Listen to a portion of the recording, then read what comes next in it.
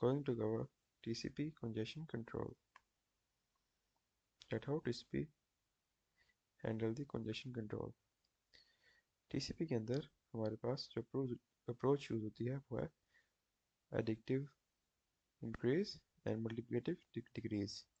मतलब हमने इसको लीनियरली इंक्रीज करना है, बट जब डिक्रीज करने की बारी आएगी तो हम इसको हाफ डिक्रीज करेंगे। कट दी, और यहाँ पे CWND का मतलब है कंजेशन विंडो, 1 ms का मतलब है maximum segment size for every. जब भी हमारे पास यहाँ पे लिखा है एडिटिव इंक्रीज का मतलब है कि जब भी कोई क्वांटिटी हमें किसी पैकेट की मिलेगी तो उसको प्लस इंक्रीज कर देना है, इंक्रीज करते जाना है जब तक हमारे पास क्लोज अकर ना हो। और हमने कंजेशन विंडो को तब कट करना है जब हमारे पास मल्टीपल पैकेट डिक्रीज हो जाए, काफ़ी लॉस हो रहा हो। अब यहाँ पे देखें, जो हमारे पास कंजेशन विंडो है, इससे मुराद वो पैकेट जो हमने जो प्रोसेस के अंदर हैं, मतलब हमने यूज़र को सेंड किए हैं वो रास्ते में है, और ये जो हमारे पास जो ब्लू हैं ये वो हैं जिनको हम भेज सकते हैं पर हमने अभी भेजा नहीं है। अच्छा, इस फॉर्मूले का मतलब ये है rate is directly proportional to congestion window. जितना कंजेशन विंडो ज़्यादा होगा उतना अच्छा इसका रेट होगा, अच्छा ज़्यादा उतना अच्छा ज़्यादा फ्लो करेगा, और जितनी कम आरडीटीज आएंगी उतना ज़्यादा इसका रेट होगा। अभी हमेशा इस चीज़ का ख्याल रखना है कि कंजेशन विंडो जो होती है अ, उसका जो साइज़ है वो मतलब इससे बड़ा या इसके बराबर होना चाहिए, इससे कम नहीं होना चाहिए। और अगर कंजेशन विंडो का साइज़ कम होगा तो जो थ्रूपुट है हमारे पास बहुत ज़्यादा कम हो जाएगी। अभी इसकी बात करते हैं, जैसे कि हमने बात की थी कि स्टार्ट में हमारे पास विंडो 1 होती है, बट जैसे ही ये विंडो 1 थी, पर जब भी हमारे पास एक्नॉलेजमेंट आई तो हमने इसको डबल कर दिया, 1+1 2। फिर जब उसके बाद दोनों की एक्नॉलेजमेंट आ गई तो हमने 2+2 4 पैकेट सेंड कर दिए। तो ये है हमारे पास एडिक्टिव इंक्रीज। अभी हम इन दोनों को समझते हैं, इन दोनों को हम बेहतर डायग्राम से समझ सकते हैं। एक हमारे पास TCP रेनो है, एक है ताहो। अभी होता क्या है, जो दोनों हैं वो सबसे पहले एडिक्टिवली ये देखें इंक्रीज कर रहे हैं एक्सपोनेंशियली, बट जब एक थ्रेशोल्ड पे पहुंचते हैं, लेट्स इट थ्रेशोल्ड था कोई भी, जब उस पे पहुंचे तो अभी जो रीनो है वो ट्रिपल एक्नॉलेजमेंट पे, अभी यहाँ पे 12 है ना थ्रेशोल्ड इस पॉइंट का, तो इसको डिवाइड बाई 2 करेगा जो कि 6 आएगा। तो इसका जो अगर रेनो के अंदर 3 डुप्लीकेट्स आ गए हैं ना, तो वो कंजेशन विंडो को, जो ये विंडो होगी ना हमारे पास, उसको हाफ कर देगा, 6 कर देगा, फिर उस तरह लीनियरली इंक्रीज करता रहेगा।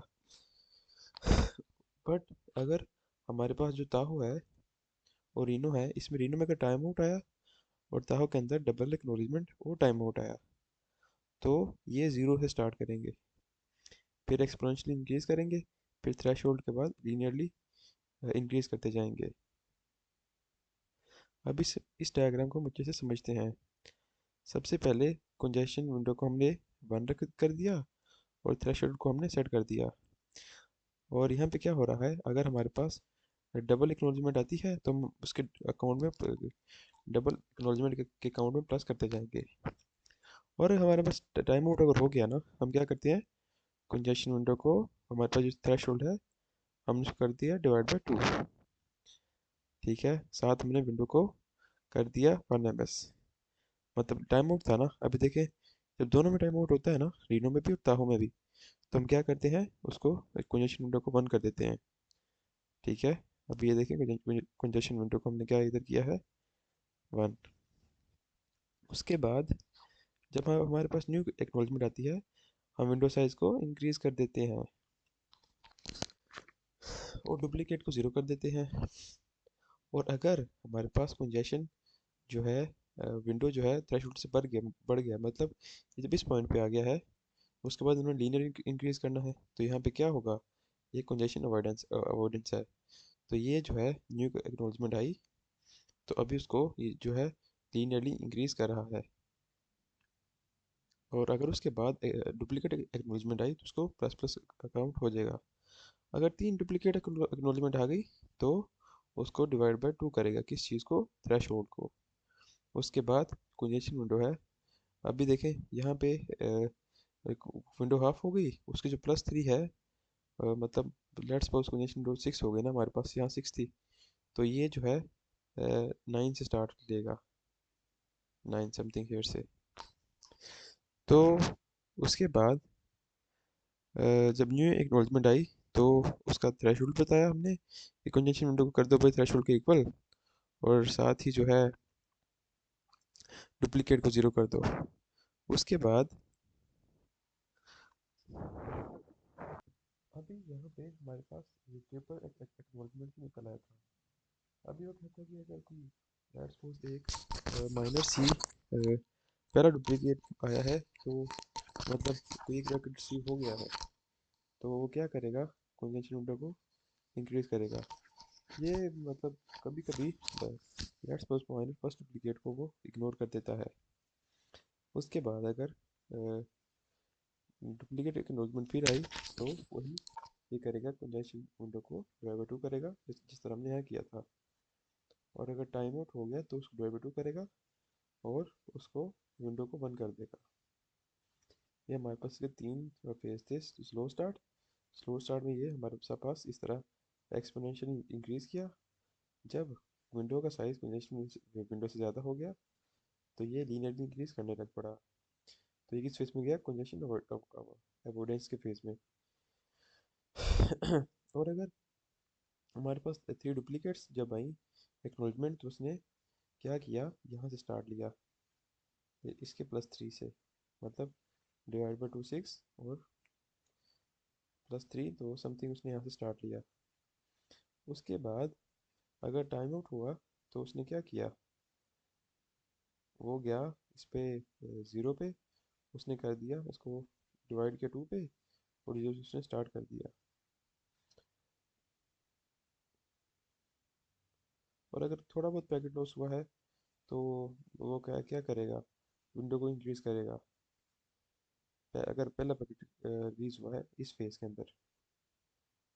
अभी हम इसकी थ्रूपुट की बात करें तो अभी लेट्स सपोज हमने ये पहले इंक्रीज हुआ, फिर डिक्रीज हुआ, फिर इंक्रीज हुआ, फिर डिक्रीज हुआ, तो इसका फ्लो कुछ इस तरह चल रहा है। तो हम इसको अगर देखें तो एवरेज ये यहाँ देगा इस W और W/2 के दरमियान में। तो इसका एवरेज निकाले तो हमारे पास 3/4 WRDT आ जाएगा। तो हम इस फार्मूले से इसका एवरेज थ्रूपुट निकाल सकते हैं। अभी यहाँ पर देखें कि अगर हमारे पास 1500 बाइट का डाटा है, ठीक है, और इसका रिटर्न टाइम थोड़ा ज़्यादा है 100 ms का। सो अभी हमने इस डाटा को इस चैनल पे सेंड करना है, जो है 10 GB का, जो कि बहुत ज़्यादा है। यहाँ पर ये बात की जा रही है कि अब अगर अगर हम बहुत ज़्यादा डाटा लेट्स सपोज कोई बड़ा डाटा 10 GB की एस के लिंक पे भेजते हैं, तो TCP का बिहेवियर क्या होता है। इस केस में TCP जो है इस केस में TCP काफ़ी स्ट्रगल फेस करता है। क्यों, अगर थोड़ा सा भी लेट्स सपोज अगर हमारे पास इतना कंजेशन विंडो है, तो अगर एक माइनस सा पैकेट थोड़ा बहुत एक दो पैकेट लॉस हुए तो चांसेस हैं कि हमारे पास जो कंजेशन विंडो है वो हाफ हो जाएगी।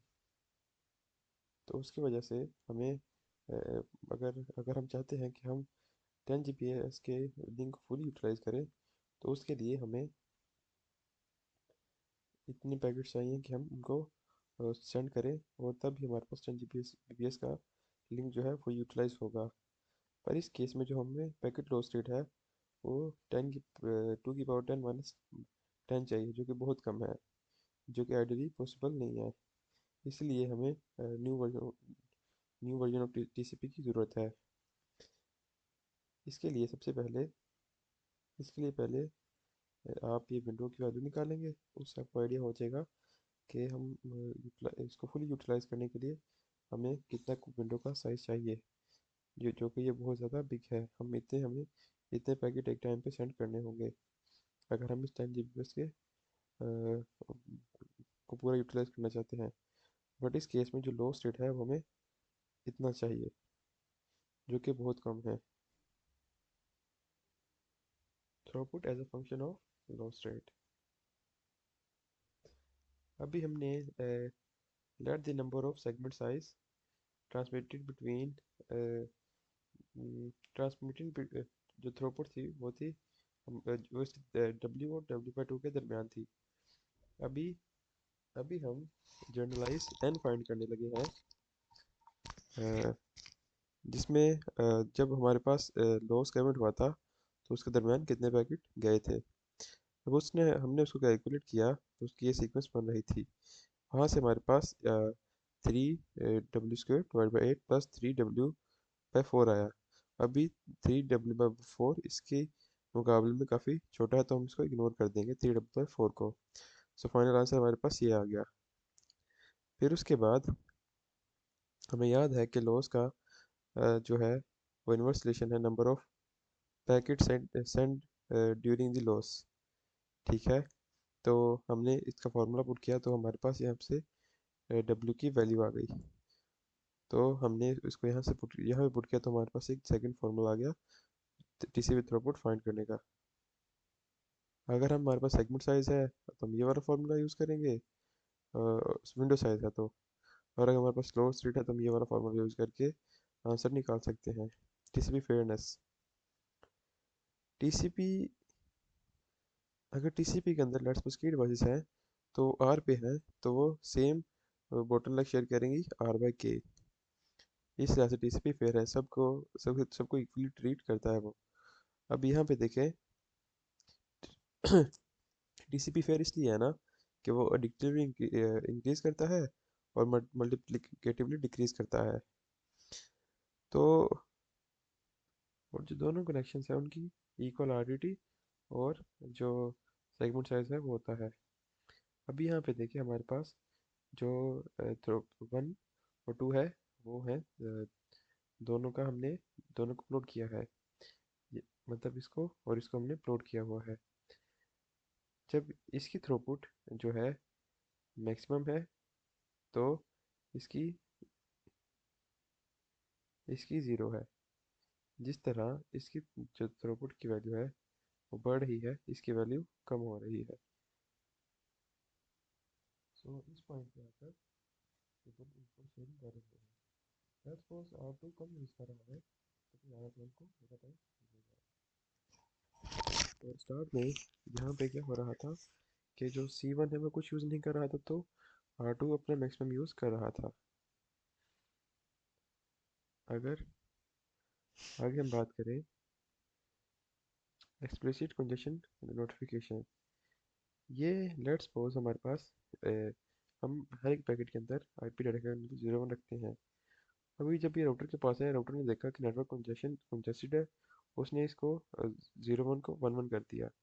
और जब ये पैकेट यहाँ पे आएगा तो राउटर को पता इस सर्वर को पता चल जाएगा, रिसीवर को पता चल जाएगा कि भाई पीछे कोई कंजेशन है। तो फिर वो जो है TCP एक्नॉलेजमेंट सेगमेंट के साथ ECE को 1 सेंड करेगा कि भाई नेटवर्क में कंजेशन है, तो सेंडर फिर कम डाटा सेंड करे। ये था हमारे पास एक एक्सप्लिसिट कंजेशन कंट्रोल, और ये राउटर असिस्ट कर रहा है हमें इस काम के अंदर।